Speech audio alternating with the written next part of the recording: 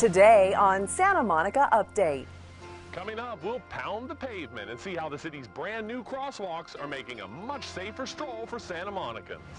Everyone knows that Santa Monica is a world-class tourist destination, but do we really understand the positive impact that it has on our city? Coming up next, I've got some answers. What are these youngsters cheering about? Math. Stick around and see why. We have these important stories and more news about the city of Santa Monica coming right up. I'm Tamara Henry. Santa Monica Update, your source for local news in Santa Monica. Santa Monica Update starts now. Our city has been getting some great reviews lately. The newest good news is about the progress of biking in Santa Monica. We have been named by Walk Score as the 5th most bikeable city in the nation. And the League of American Bicyclists sees Santa Monica as a silver-level bicycle-friendly community. We've just celebrated Bike Week, which highlighted our city's investments in biking programs and facilities. Following the adoption of the Bike Action Plan in 2011, Santa Monica has invested in bike-oriented facilities and user involvement programs. Biking is a pleasurable and sustainable recreation that helps the city achieve its environmental, economic, and quality of life goals. For extra info on biking in our city, just go to bikesantamonica.org.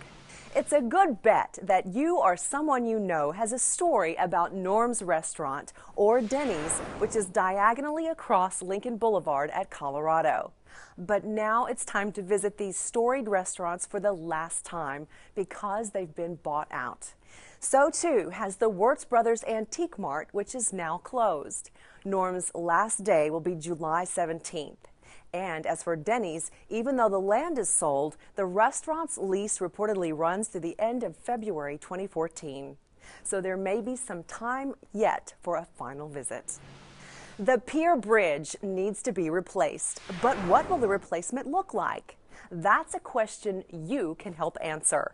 There'll be a community workshop for that purpose on June 18th from 6:30 to 9 p.m.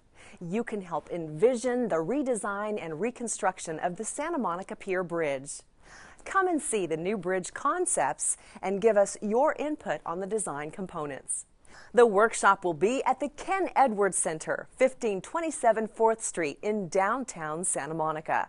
And even though there's construction going on at the pier, it'll still be open for fun every day. So bring the kids and come on down. The Department of Public Works Street Maintenance Division is responsible for upkeep of Santa Monica's streets and sidewalks. In an average year, city crews apply 900 sidewalk patches, fill 800 potholes, and repair 28,000 square feet of public right-of-way. And now the division's pavement marking program has the city's crosswalks in the crosshairs, and they're taking aim at some of the toughest thoroughfares in town. Reporter Ned Rolsma explains how brand new line markings and signage at intersections are making a safer, more sustainable stroll through Santa Monica.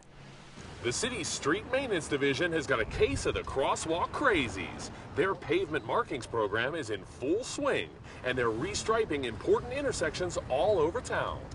Standard crosswalks, you know, the ones with just two thin white lines stretching across the street, are like the VHS of crosswalks. I mean, they're outdated, out of style, and don't call them retro. You want retro? How about Abbey Road retro? Now that's a crosswalk.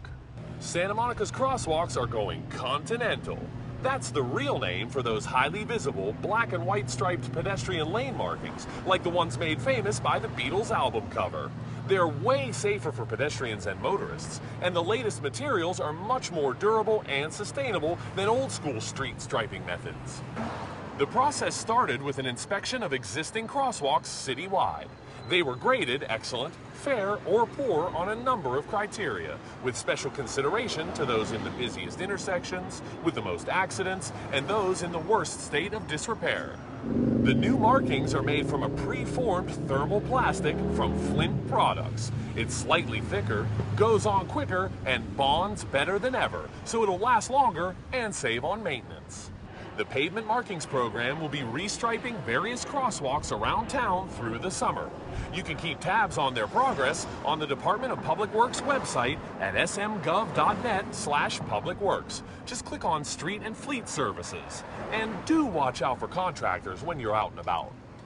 So what are you waiting for? Lace up your favorite pair of walking shoes, get out and enjoy some of this famous SoCal sunshine, and definitely check out the city's brand new crosswalks and have a much safer stroll through Santa Monica. For Santa Monica Update, I'm Ned Rolsma. Now there's a movement to get children as young as kindergartners excited about math.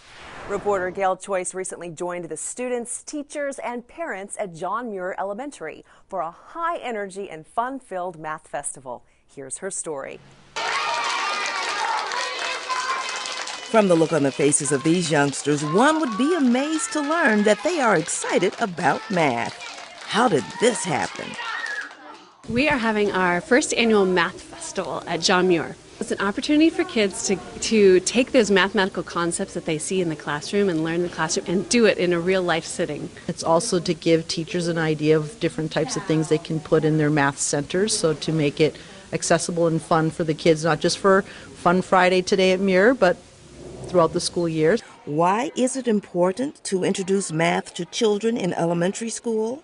The reason we bring the math festivals to the school is to show parents, students, and the teachers that there is a good hands-on way of getting kids to interact with the mathematics that's around them. We want students to not be afraid of math. Mathematics seems to be a subject that probably from third grade on they start to not enjoy. And so if we teach them that math is beautiful and that it's fun to do and that there's a reason to do it, that maybe that their attitude about mathematics will not change. I'm so pleased at the kids' reaction. They're having a lot of fun, and what I like the most is that all the activities are leveled, so the kids that really want to challenge themselves can choose to higher level work and challenge themselves and be successful in it. So it's a lot of fun. Parents even got involved. We had a great parent turnout too, not just volunteers, but just parents who came during the class time for their students, which is another point. We wanted to have parents come and have a little bit of family time with the math festival itself. Fun with math can even extend to the home front. You get ideas of what you could do with the kids, like even in terms of the estimating that the kids are doing at the start. You could do that at home all the time. How much do you think this weighs more than the other? How many more minutes do you think it'll take for us to get to Grandma's house, or whatever the case may be? So hopefully the parents got ideas of how to continue a math festival all day long at home. I'd love to continue it every year. It's a really nice opportunity, and what I like the most about doing it during the school day, it gives all of our children the opportunity to participate. Gail Choice, Santa Monica Update. If you want more information on math for young students, visit the California Math Council at cmc-math.org. Recently held at the iconic Shutters Hotel on Santa Monica Beach, the 4th Annual Travel and Tourism Summit brings together some of the biggest names and brightest minds in hospitality. This year's focus was on the importance of tourism and the vital role it plays in our community. If you ever thought tourists in our city were a bad thing, Greg Goldner might have some info to change your mind. Tourism is a vital piece of the economy here in Santa Monica. Just how important is it though? Well, we got an all-access pass to the 4th Annual Travel and Tourism Summit to get some answers from the experts. It was a who's who gathering of tourism and hospitality at the beautiful Shutters Hotel. By the dozens, they filled the room looking eager to hear the facts and figures that they help contribute to and just how vital a role tourism plays here in Santa Monica. Tourism is a very significant part of our economy. It adds $49 million a year to our general fund. That's funding that goes towards essential city programs. It helps our schools, it helps our community, it helps our seniors, it helps us make the city the great place it is. Tourists really are the lifeblood of communities like this, particularly the beach towns, Southern California. Tourism brings in $106 billion to the tourism economy, and not everybody is aware of that. It supports over 900,000 jobs. That was last year alone. Even with statistics like that, some people think that the traffic caused by tourism outweighs the financial benefits we reap. But here's something to think about. It's unfortunate that tourism kind of gets the black eye, if you will. We really contribute so many benefits to the community, and I don't think the facts are out there. The city did a study a couple of years ago, and we know that less than 8% of our daily traffic is attributed to visitors. Our overnight hotel guests, which really, for us from an economic standpoint, are the higher spenders. 70% of them, once they arrive, they never get into a car. While any type of tourist is a good thing, Santa Monica does a tremendous job of attracting the right kind of tourists, those with a different kind of passport than us. Tourists in general, they spend money, they leave. They're actually classified as an export industry, which is really, really sort of interesting to some.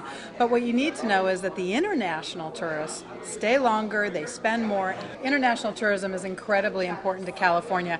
While 27% of the visitors from international markets come to California, in this market, 57% come, over half.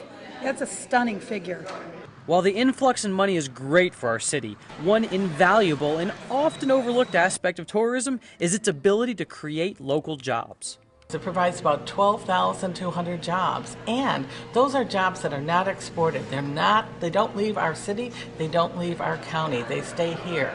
And we've added about 900 jobs since 2011. No matter what way you look at it, tourists, especially international tourists, are a great thing for any city. So before you jump to the conclusion that tourists are clogging our roads or have a negative impact on our city, think about the fact that without them, well, we wouldn't have this awesome place that we call Santa Monica. For Santa Monica Update, I'm Greg Goldner.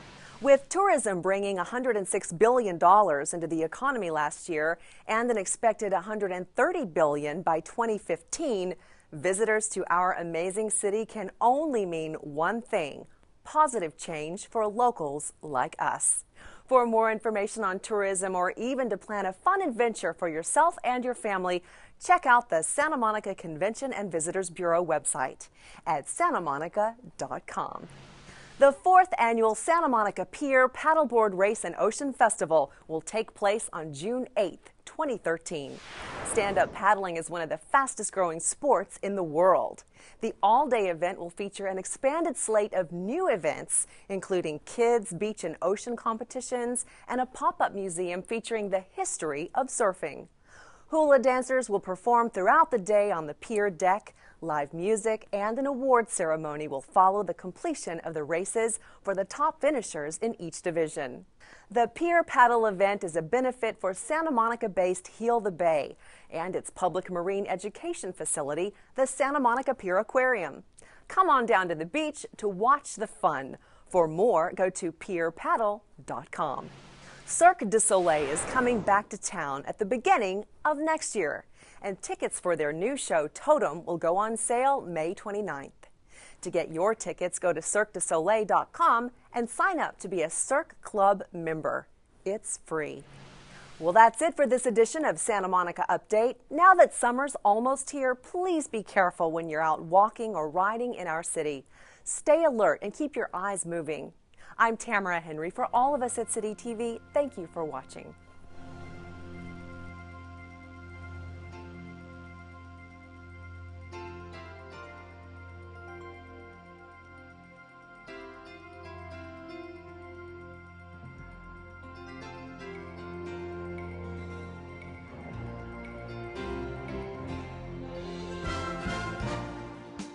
Check it out at the Santa Monica Public Library.